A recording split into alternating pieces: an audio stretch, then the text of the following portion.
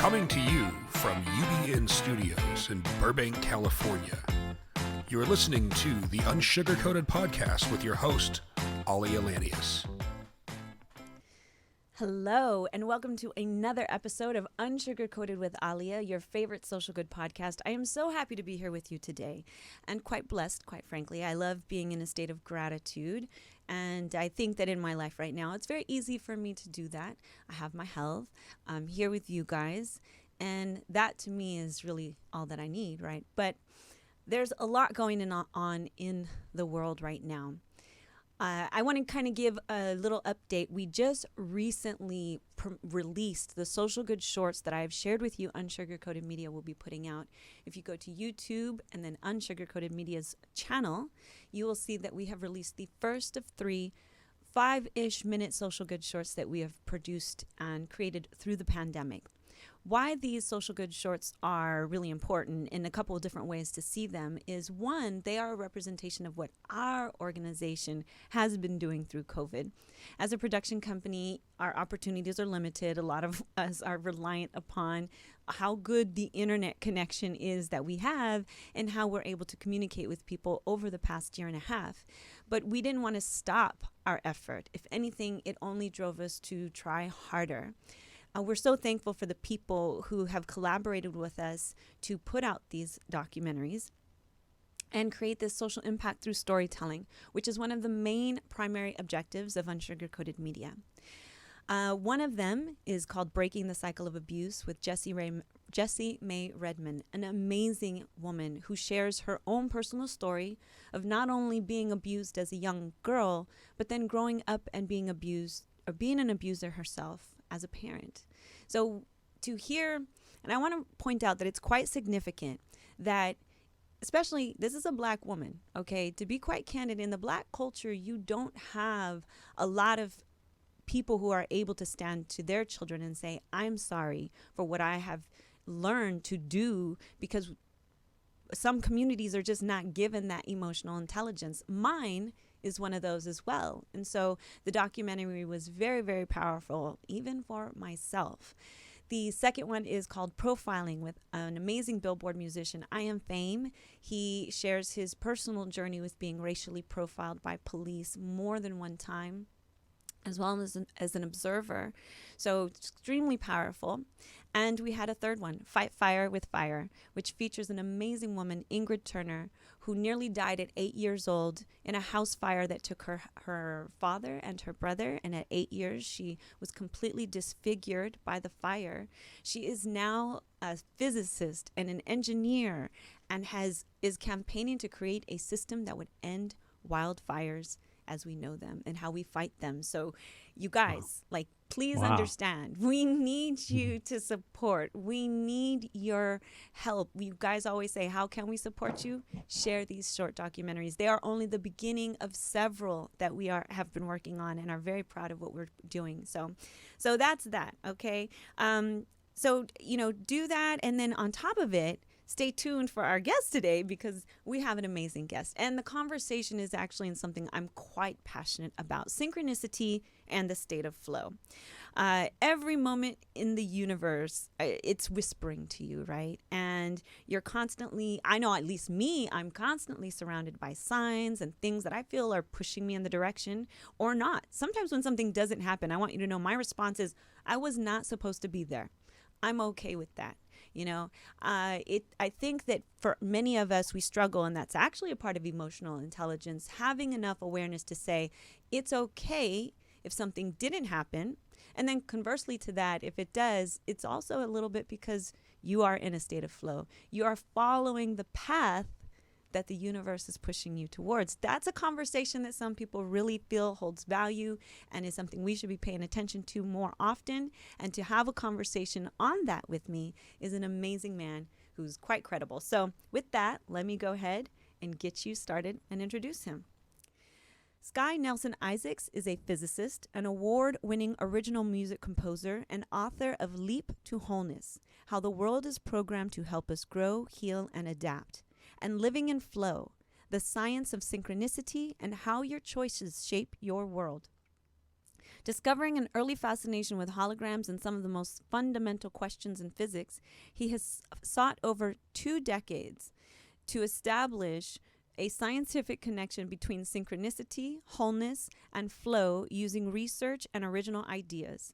His work has been published in the scientific journal Quantum Reports, and his mission is to contribute to a transformation of human nature, which enables us to be more whole and have healing conversations about privilege, equity, and climate justice.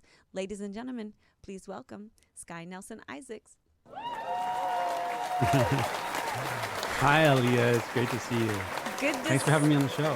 Oh, thank you so much for being here. Please tell our audience where you're talking to us today, because you are not in the studio. We do have you via Zoom. I'm from a town called El Cerrito near Berkeley, California, up in the North Bay of San Francisco. That's the East Bay. The Bay Area. I know Area. it well, of course. For those of you know, I'm a Bay Area native, not too far up the road from you in Napa. I've spent much time in Napa. It's a beautiful place to be. I think I consider myself quite fortunate to have been raised at the time that I was in Napa, because it's way different than what it was when I was growing up. It's much more commercialized, of course, much more populated. But I loved being able to be so close to nature. It was just really cool. So You grew up in El Cerrito. I grew up in Point Reyes, which is on the coast, kind of like Napa. It's a coastal town. Really small. If you look back in Alfred Hitchcock's legacy, he made a movie called The Birds. Right, by Bodega Bay. That's in Bodega Bay, so that's a little bit north of where I grew up. But it's kind of a similar town. Yes. I feel like I should know that, and I probably have. But yeah, Bodega Bay is where, I spent all my time. Another film, by the way, I don't know if you know John Carpenter's The Fog. Remember that film? Yes. In the 70s? Yes. But that was filmed in Point Reyes Station at the lighthouse. Oh, okay. Well, I'm so happy that you could join us today, especially for this topic of conversation. So I didn't say it in the intro, but our theme has been grow with the flow. I love this concept. I mean, every season we have a theme that we try to focus all of our conversations around or have our guests speak on. So I want you to share your background as we get into this, but I kind of want to start with just the basics. What is synchronicity and why follow it? Synchronicity, a lot of times people think of synchronicity, this idea of a meaningful coincidence, as something that's always positive. Like you run into your friend at the airport unexpectedly, or you find $10 and then suddenly you need that $10 to pay the parking meter, and lucky that you just found it. But synchronicity is really the following. It's when a situation unfolds in the moment that might seem kind of random or out of place, but you realize later why it's meaningful. So it leads to something you're intending to have or anticipating, or even unconsciously sort of wanting to experience. So I think it's about our inner desire to have certain experiences in life, that situations come into our life that actually help that unfold. There's a statement I have on my notes. Synchronicity is a critically important phenomenon that stands at the convergence of the law of physics, the science of consciousness, and human potential. This is from you, of course. This is my notes from you, of course. Yes, if you're in a business and you have a goal to have a certain income by the end of the month, and then one of your clients drops away, the tendency might be to panic. But if you look at the wholeness of your situation, look at other people that you're talking with and other situations that can unfold in a positive way, you will find, the suggestion is that you will find that you get across the finish line somehow. So really my understanding of synchronicity is really looking at wholeness, looking at how we as people are whole, and we have lots of inner resources that we might not be aware of to rely upon, and that the world around us is whole. In synchronicity comes from many different sources. And so to open our mindset to not just be expecting this person to give us the income that we need, or this person to give us the relationship that we need, but to look at all the different ways in which our life and people in our life are showing up to help us along the journey. You remind me of a saying I once knew, or actually a saying I was raised with. It was a lot of sayings. I had one of those families, where there's a will, there's a way, there's everything. My favorite one, of course, is the mat says welcome, not wipe your feet. It was a really funny one. But the other one that I really loved, and I'm glad that it was an affirmation I heard constantly growing up, is for a bad that a good doesn't come. It's actually being translated from a Spanish saying originally. But the meaning behind it, as I was a kid, for a bad that a good doesn't come. What do you mean? But as I grew up, I came to understand, and I feel a bit of synchronicity is understanding that, you might not see it right away. For example, somebody gets fired from a job. I get fired and oh my gosh, but I know so many people or the company laid them off perhaps, and they're, like you said, they're panicking. And then the job that they get next, they're making substantially more money, or it's in a place that they really wanted to be. And how much of synchronicity sometimes, and this is a question for you, how much of it is truly a result of things that we're saying we want from the universe, right? Like that same person who's staying stuck at that job, they're saying, I want to make more money. I want to, advance my opportunities, but they don't. Right. So that's where flow comes in. And that's where I really look at synchronicity as a really profound tool that we can use at this time in history to change our world and change the way that we operate. Because synchronicities are often things that we don't consciously want, but that are, if we get some context in our situation, we might see that a car accident or an illness or some kind of a layoff, where does that lead us? And it's leading us, the subtitle of my book is How the World is Programmed Through Synchronicity to help us grow, heal, and adapt. It's not programmed to help us succeed or, get better jobs, but to grow and heal. So I think the process that we're going through is how to heal ourselves on a journey through our lives. We get wounded as kids. We pick up patterns and habits that might be not beneficial to us and not our highest potential. And it's about how do we use life circumstances in a positive way to peel back those learnings that we've taken on to become more honestly and authentically ourselves. So like, I'll give a simple example. I was thinking about leaving my job. I'd been there for 6 years, and I wanted to write a book and all that things that I'm doing now. But I remember being in the car one day on the way home, talking with my coach and saying, I don't have to quit my job because I have enough time to write a book. So I can just sort of stay with what I've got and, feel the safe security of having that income. Well, the next week, my friend at work left the company. There was a whole shakeup, and I was tapped to have a promotion to be sort of a project manager at that point. And suddenly I found myself working 50, 60 hours a week for the next year. So I didn't have time to do what I thought I was going to have time to do.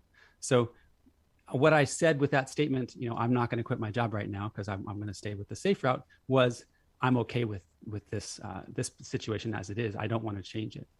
It took me a year later to sort of realize what I really want is to go back to school, get a master's degree. And so I finally did that. But it took me that whole year of, recognizing what I was wanting on the inside and what I was acting from versus what I really was trying to become in my life, and sort of make decisions that were in alignment with that. I have to get a bit unsugar-coated. And I mentioned this before we got on tape. The world right now, I agree with you, for so many, it's like it feels like this amazing place. It's full of potential. It's full of, I walk outside, it's beautiful blue skies. Birds are chirping, the grass is green, and the trees are standing nearby. I'm familiar with, being in media, I have to constantly be abreast of what's happening in the world. What happened in Iran recently and what is currently happening in Afghanistan, which I do have to take note into the audience for those of you who associate and are part of that region. My heart, my prayers, and my thoughts go out to you. But, for the person who doesn't get to go outside, Sky, that doesn't see a pretty blue sky, that doesn't, and I know that to some extent it's hard to imagine being in that situation, but I just do operate from a space, even from the cancer community, there's so many times I'm like love and prayers and positive vibes, and they're like, man, I need some real big things changed in my life for me to experience the wholeness of the world. So my question to you is, in times of utter chaos, how does someone stay in a state of flow? And maybe perhaps also really share the definition of that for our audience, because I feel like when you really understand what flow is, then you'll understand the question more. Yeah, it's a great question. And I think about this a lot. I really think that if we learn to understand synchronicity and how it relates to getting into flow with life and having better experiences overall, the question is, what do we do with that? How do we apply it in a way that's meaningful and useful? And the way that we do that, I think, is look at these really big issues that we're facing and start to say, how did we get in these situations? How do we get an education system that that beats out curiosity from people and trains them to be, cogs in a wheel at a business? How do we develop a housing system that trains people to save for their own house and purchase their own little plot of land and protect that plot of land and ignore every other part of the land? And so get disconnected with the land, get disconnected with the neighborhood. There's gentrification that diffuses the neighborhood and forces people out. All of these issues, the settlers came in here a couple hundred years ago and moved out the native population. So these are really critical issues that I think synchronicity needs to be applied to, and we need to start looking at synchronicity can help us learn, right, from life, right? We look at the situations that happen to us and say, what can I learn from this? And what we can learn is our history, how to understand what's happened, the frame of mind that got us into these places, colonial thinking, exploitative thinking, and where that comes from in ourselves, the sense of insecurity that we might carry around, which causes us to choose me over you instead of we. So I think what flow is about is recognizing the places where we tend to shut down and be self-focused and protective, and learning how to open up, instead of being certain about how I'm going to solve something, open up my mind and be more receptive to different possibilities that might align with somebody else's needs better than mine, and therefore build community and collective that isn't really present in today's thinking. Mm-hmm. So I don't think we can simply look at a situation like Afghanistan and try and understand, what should be done now without looking at what should have been done all along the way. And how were we supporting, if we're going to go in with a force from the outside, were we really understanding and listening to the needs of the people that we were supposedly, modernizing? And I don't think that the Pentagon is really in a position to do that. We need a much different mindset around how we interact with other people around the world, not this colonial mindset that we know better, but how do we use listening for the purpose of learning from people. I love that you said that, and I agree, and I'm not by any means trying to simplify the answer of what's happening, having family in Lebanon and having a background there and having directly been affected by what war can do.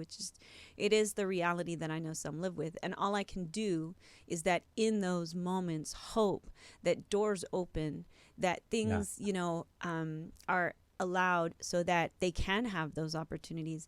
And domestically, I just hope that we have a bigger sense, because I do know that energy is real and it's powerful. And I agree with you. There's a comment at the back of my book. It's a quote I often say. It's along the lines of, until we learn to look at each other as a human race, as a species together, no difference, there's difference, but just respect that we're all human. Unfortunately, people will die, children will suffer, and wars that will be waged that never have to in the first place. And I agree with you. But in the meantime, while we're able to be, in control of what we can be in control of, I want you to move into what share rather. You have this amazing program that you have developed because you do want to help others have wholeness. So you started off by talking about listening, which I love.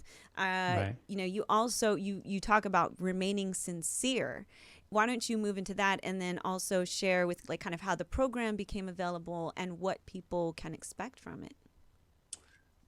So in understanding what wholeness is, I do think it's really important to have empathy for what people are dealing with without trying to solve it. I certainly don't have solutions with synchronicity. Synchronicity is not going to solve the problems of the world that we face right now.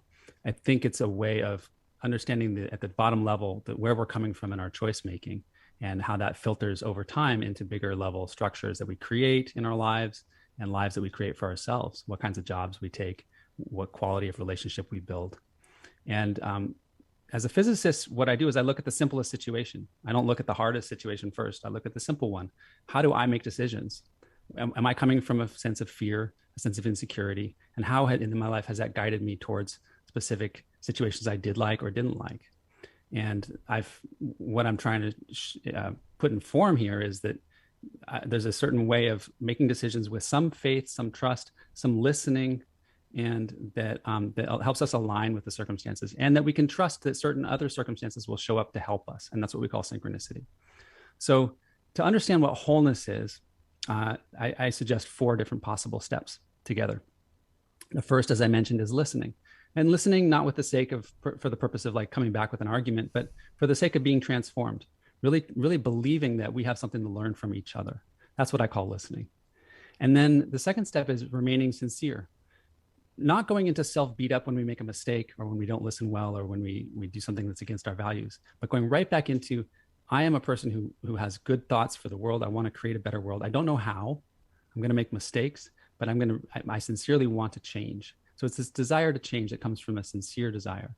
And when we can tap into that, it helps us get right back into listening mode and paying attention. So listening, remaining sincere, and then recognize that you're part of a cosmic whole, that we are, and my physics work is to show that there is a way in which physics is holistic, that all of the physical universe is in some sense connected. And if we look at it that way, if we understand that, then we start looking not for the person that we expect the solution from, but from some other person or from some other place. And we start to fan out our expectations, and our networks expand and our sense of gratitude expands, because people will let us down and disappoint us.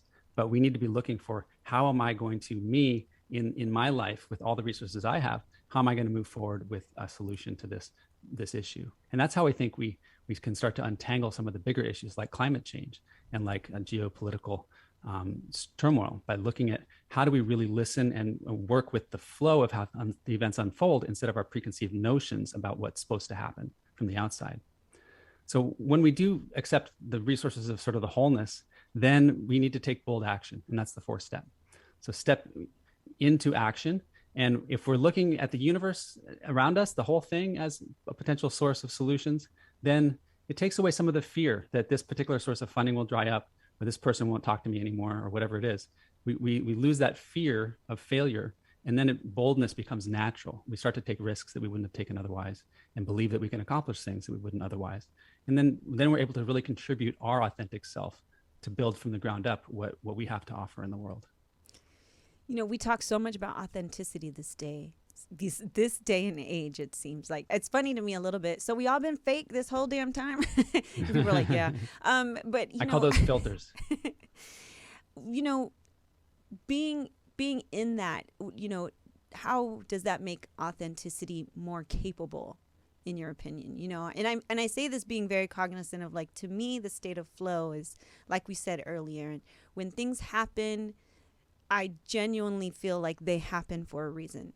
And I don't know, and I know I'm kind of like going on a bit with but I'm curious to your beliefs or what you think, because is a little Marvel's comics when people think about timelines. Like, we're all moving in a direction. We're all, like, if you think about the way that the Big Bang, and then we're all just, the universe is expanding out. Mm-hmm. And if you were to just rewind, that's how, obviously, as you, I watch a lot of Science Channel, as you can tell.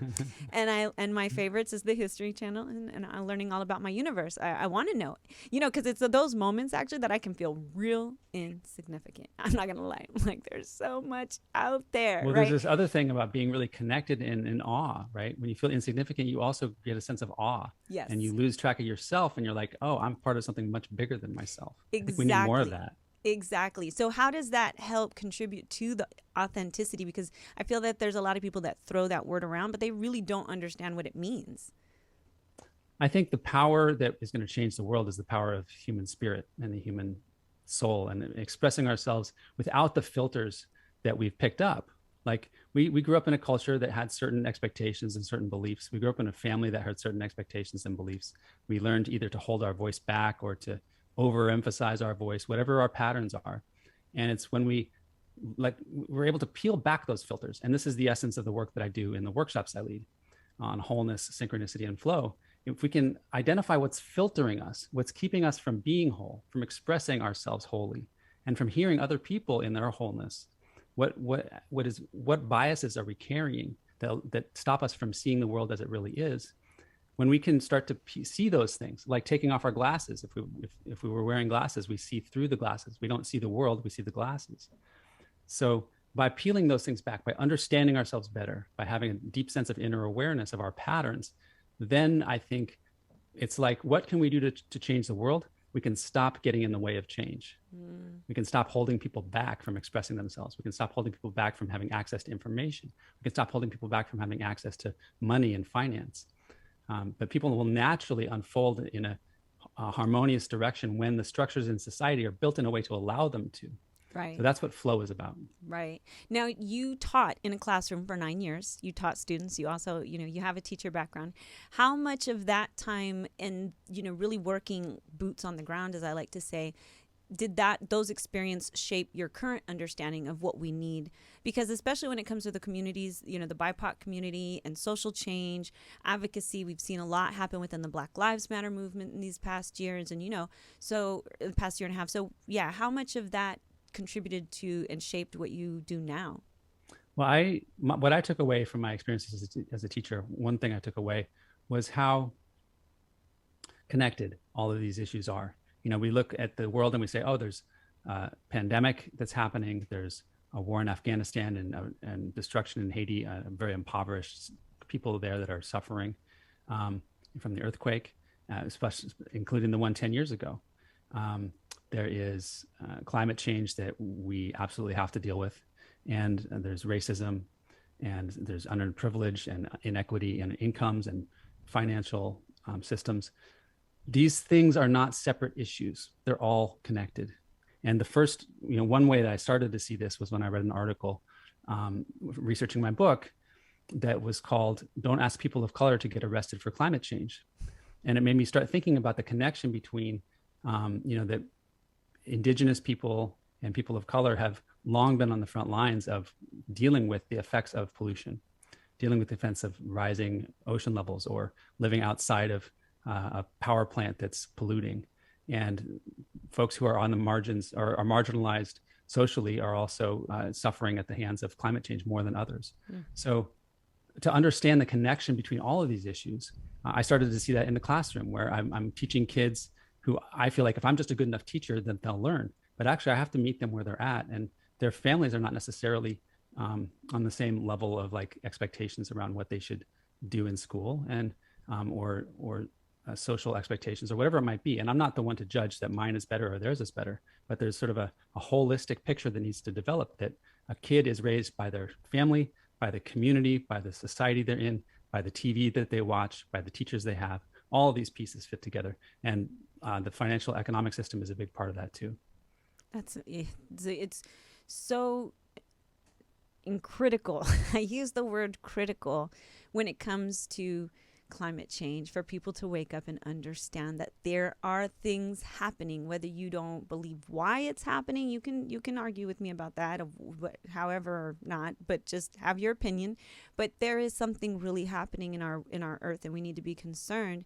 I, as a creative, my upcoming novel has the social theme is climate change, and I feel that we are like leaves on a tree as human beings, and the earth is our tree. And going back to that statement about how amazing our universe works, but all those pieces work together to form, and we're so lucky that we have what we have on this earth. And I kind of get a little ticked off at people who don't realize how lucky we are. Yeah.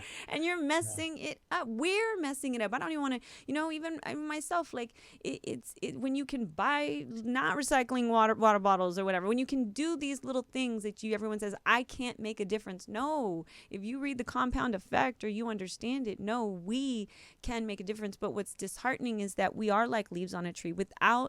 You can't just decide you're not going to drink water or eat food today and say, I'm going to live.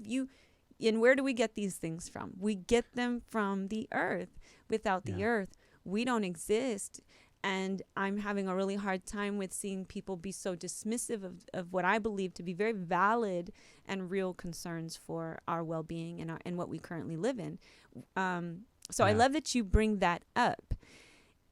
And I believe that the challenge is, I grew up doing sort of individual things, trying to recycle, and my parents were sort of focused on how we could live off the land in a way, growing out on the coast in the rural area. And I've come to understand more what the systems are that we live within, that nobody can not live within a society that has systemic privilege, systemic racism, because it's a system we live within. Right. It's not our behavior necessarily, but it's a system we operate within. depending on our skin color, we're going to have different privileges and different access. And same with climate change. It's a system we live within. So our economy, if I want to buy water, I'm not going to spend an extra hour of my day getting water from one store across town where I have to drive farther in order to get a better source than the store that's closer to me that I drive shorter. The whole system is made in a way that is not whole producing, is not sustainable. So I think the real change we can create is learning how to connect with each other, how to listen, as I was saying, listen to learn.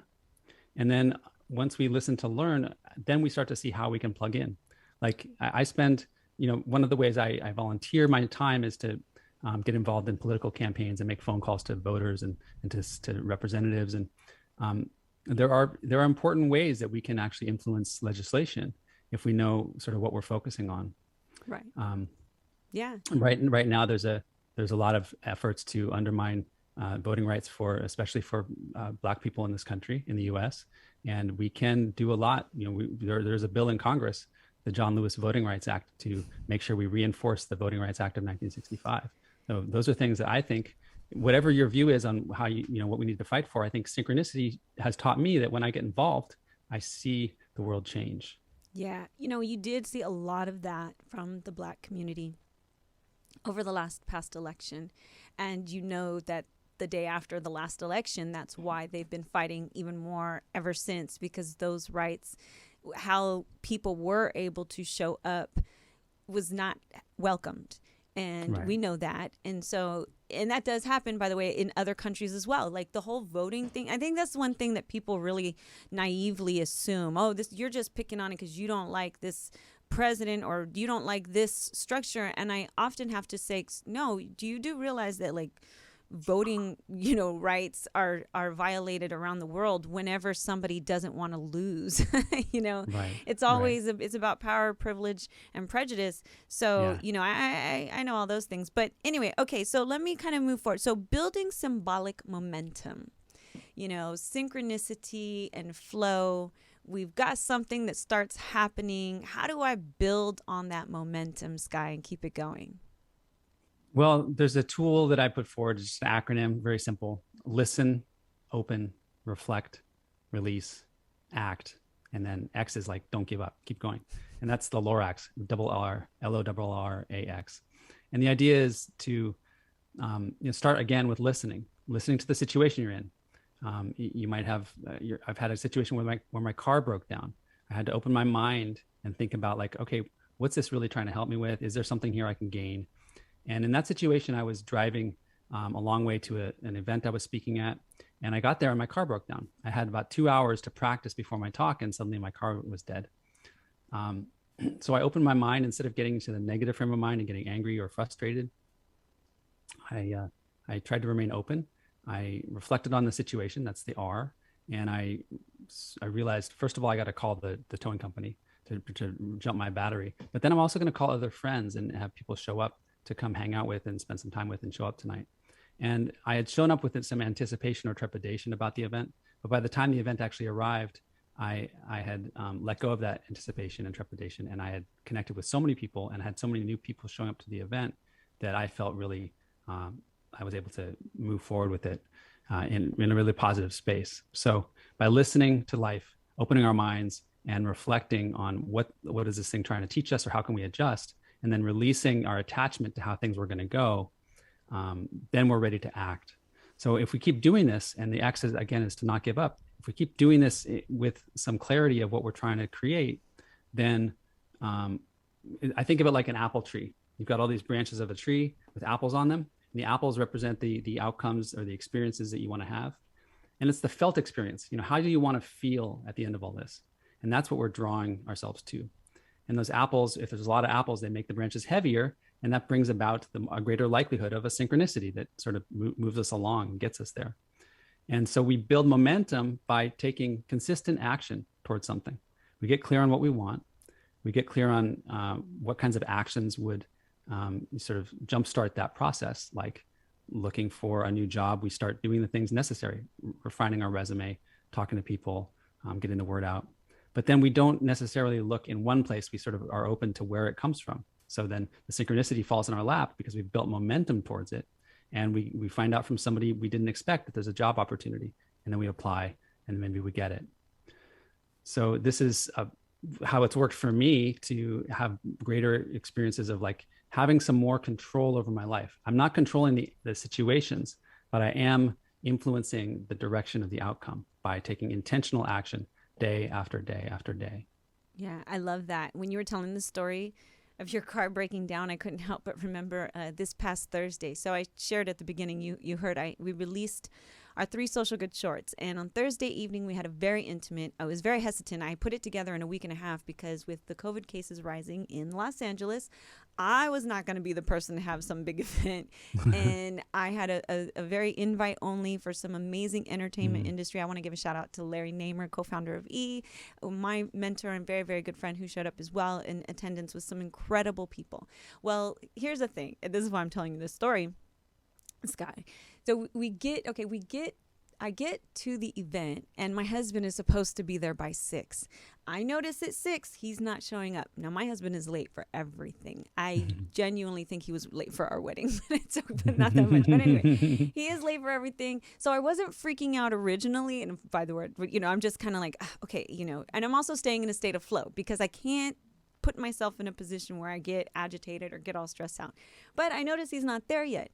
6 o'clock rolls around, 7 o'clock rolls around, almost 7:30, I get a text message that he is, or no, closer to 7, excuse me. I get a text message that he's almost there, but he had ran out of gas on the way there. Now, never have I met somebody who's ran out of gas so many times since I've known him. I genuinely mean that. We have like an extra gas can in his trunk, and he still forgot it was there. I was like, I don't know how you forgot. Of course you would have a gas can in your trunk. Okay, anyway.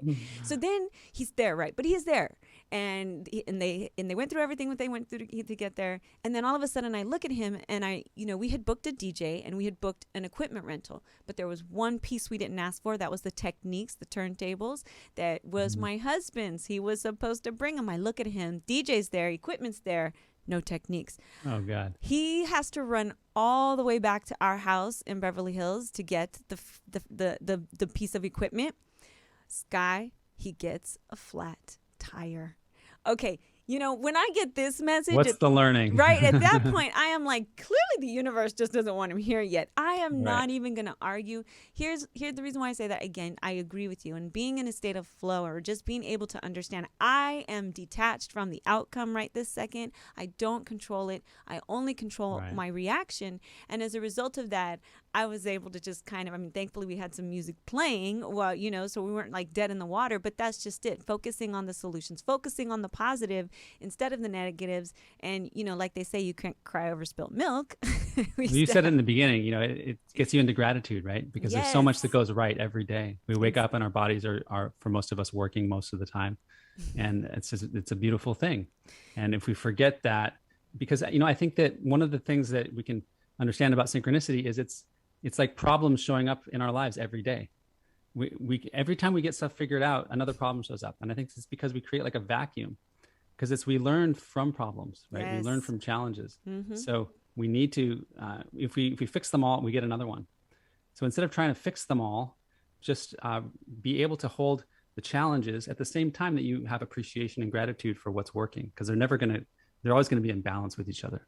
Right. And what you're learning, what you just said is so significant. Every time, and I speak from a business owner perspective as well, every time I did something wrong in my business, let me tell you, I learned when money is attached to it, those type of things, or when you put in so much effort and time and then it doesn't go the way you want to because that's just the way that it was going to go.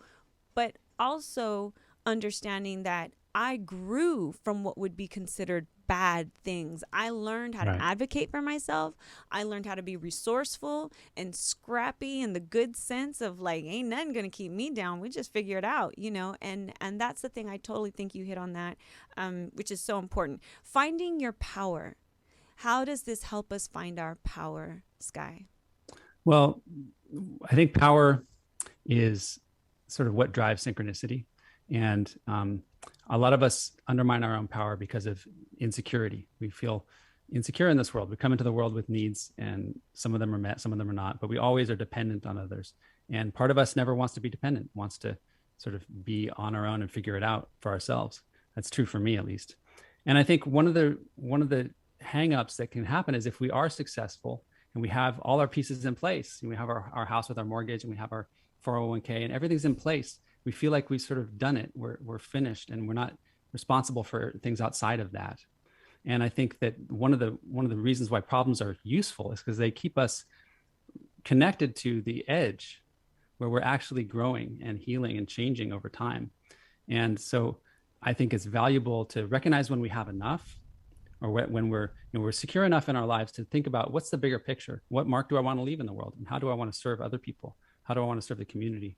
How do I want to be involved in things that are much bigger than myself, like climate change, or serving populations that need some volunteer work, or contributing back and getting involved in politics. I think that to come back to how do we, what is power? I think power is what happens when we open ourselves up fully as who we are. We peel back those filters, and we say what we mean to say, and we do the work that we came to do in the world.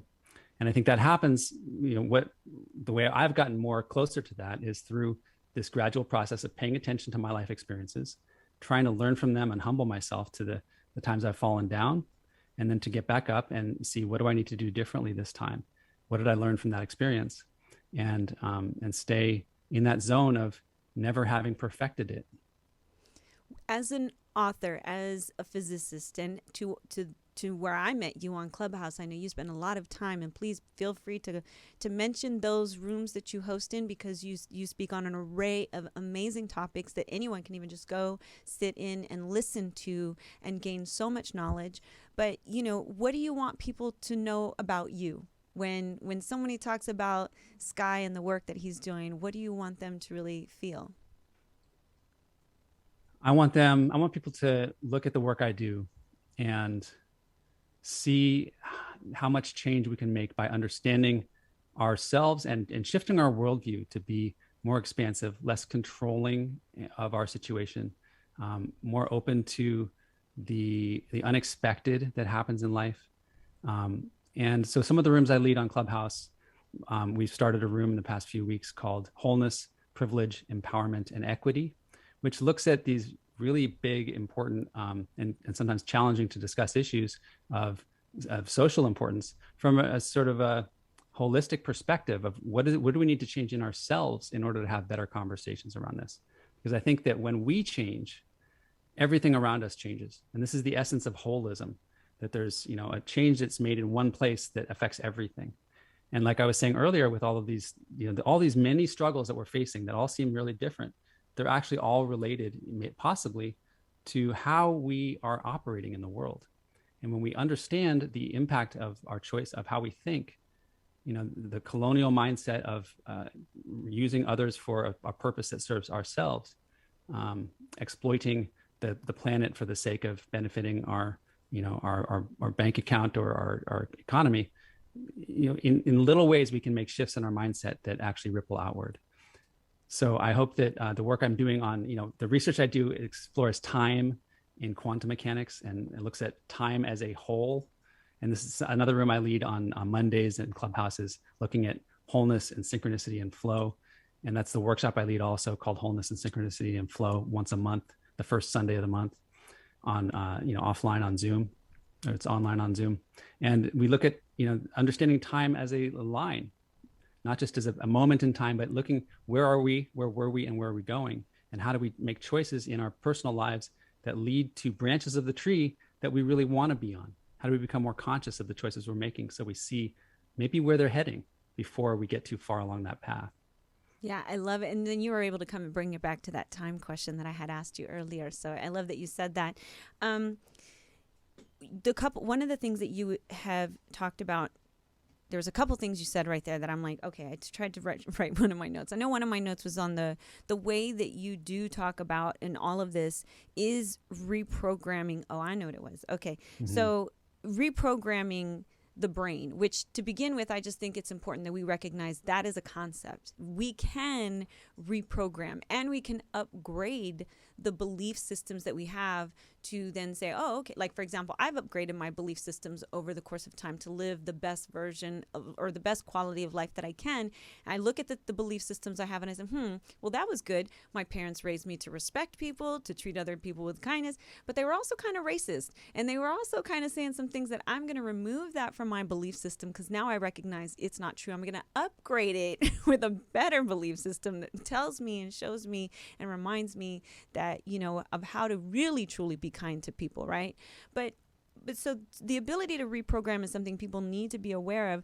But when you were speaking on privilege and what we see with regards to racial inequality and racial inequities, I love that you are leading the talks. And I'm going to say this because I remember Chelsea Handler did an amazing documentary that she showcased where she goes and shares her own journey of having had an interracial relationship at one time, how she was treated versus how he was treated, and how when it came to getting in legal trouble, she was let off and he was not. And in just part of this documentary, she goes around and has conversations with young Black people, groups of saying, what can I do? And their response is, you're asking the wrong people. Right. You need to go back. I mean, I'm sure if you've seen the documentary, she says it hit her so hard. Yeah, they've been saying what they need to say. It's the non-Black people that need to come together and have conversations. So I really appreciate that you are driving those. What is the main motivational factor behind that for you as a white man who's saying, yeah, I'm blowing the whistle. A lot of these belief systems are whack and we need to get rid of them for lack of, better terminology. But yeah, I mean, how do you see yourself in this equation? Well, because I can't say that I'm doing the right thing necessarily, but I saw that it was really my mindset and people who had been in positions of power that were maintaining that power.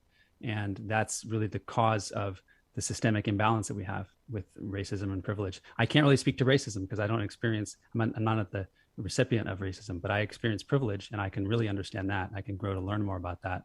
And I can share my understanding with as I am doing now, but also learn from others about how that impacts them and talk with other white people about, the system that we are operating within and help them see whatever's true in their life. So I think the work we need to do to dismantle these structures involves everybody, but the work that I can do involves people in my community, and particularly the white people in my community who are in positions of power or privilege, and learning how to dismantle their mindset that maintains that or is even ignorant of it. The first step is to not be ignorant of it anymore. So I think that's the work that I can do with integrity and authenticity.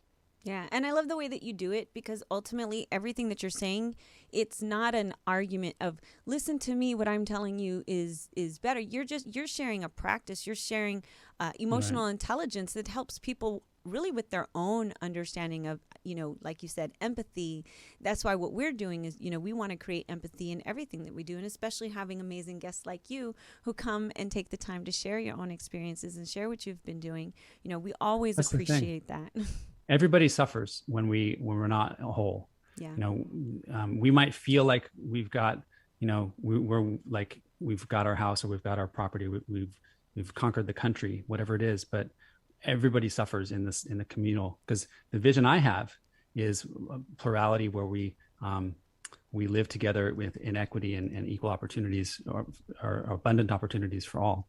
And what does that look like in the long term? It's such a much more beautiful perspective. And I know that we will get there. It's just a question of, in my view, how long we continue the same patterns that create suffering and create, the mistakes of behavior that keep perpetuating this. So, yeah, I mean, we could get more in detail about that, but another time. I know that's another episode, but I love what you said. What does that look like? What does a world look like when we are all operating in a state of flow and synchronicity and conscientious of how we exist together and can support one another? I love that you said kids should be raised by community, because I love, that idea and concept. It does take a village.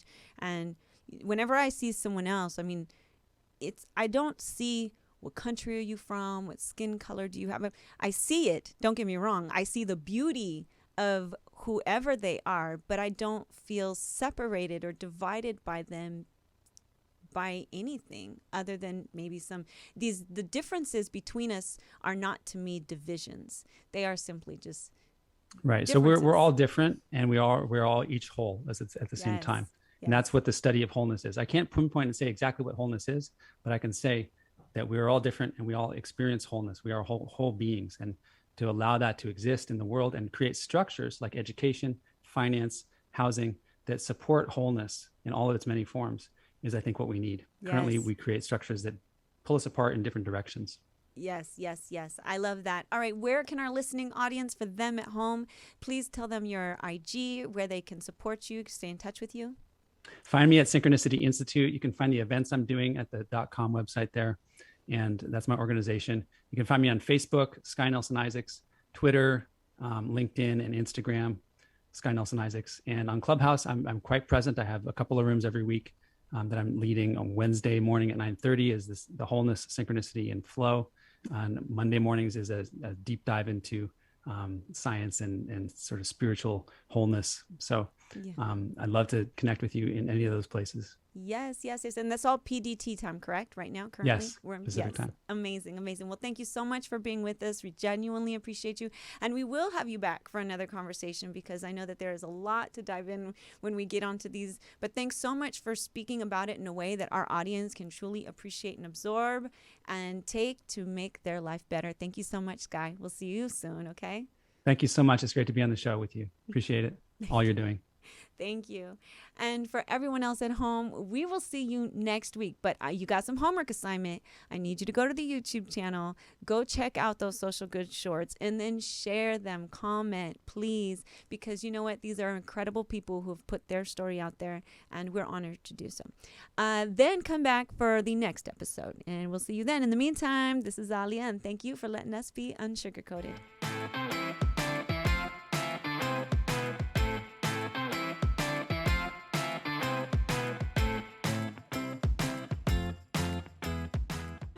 What are you still doing here? Come back next week.